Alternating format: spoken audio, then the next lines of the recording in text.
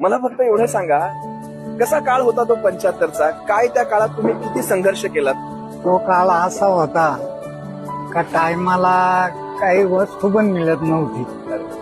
तरी पण मी इथून बालासाहेबांचा कार्ड आला कार्ड आला. का ते कसलं तारखेप्रमाणे कार्ड असायचं ते? ते पोस्टात यायचं ना. पोस्टाने कार्ड यायचं. हा आणि काय लिहिलेलं असायचं? मीटिंग. हा मीटिंग काहीतरी आपली आज मीटिंग आहे. मीटिंग आहे असं. आणि ते कार्ड तुम्हाला घरी यायचं. हा शाखा प्रमुख दिगंबर विष्णू गोले तुम्हाला येणं बोलावणं आलेलं आहे. तर मग कसं जाणं कसं व्हायचं? कसं निघायचं तुम्ही? असं आम्ही इथून बसला जायचो हा. कल्याणपर्यंत. कल्याणला हा काय तिकीट होतं? ₹1.25. ₹1.25. हा. आणि कुठून बस पकडायची ती? ते इथून टोकाड्यापासून टोकावड्यापासून हा ते कल्याण.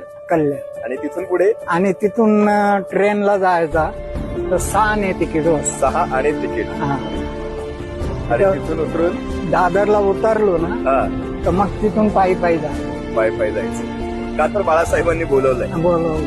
आपल्या माणसाने. आणि ते पण ते कार्ड घेऊनच जायचं. ते कार्ड घेऊन जायचं. हा. ते कार्ड तोच तुमचा एंट्री पास. Entry pass. हे आमचं कार्ड आहे. हे बाळासाहेबांचं प्रेम आमच्याकडे हा. आलेलं आहे. नवल वाटतं बघा ना, 6 आण्याची तिकीट आहे, ₹1.25 एसटीचं तिकीट आहे. 75चा तो काळ. त्या आणि तो काळ असा की ज्या काळामध्ये हे ठाणं ग्रामीण इथे तुम्हाला कसलीच सोय मिळणार. आजही इथे सोयींची वाढवा आहे, त्याच्यातली जात नाही. पण ठाणे ग्रामीण मधली ही माणसं ही शिवसेना वाढवत होती इथे.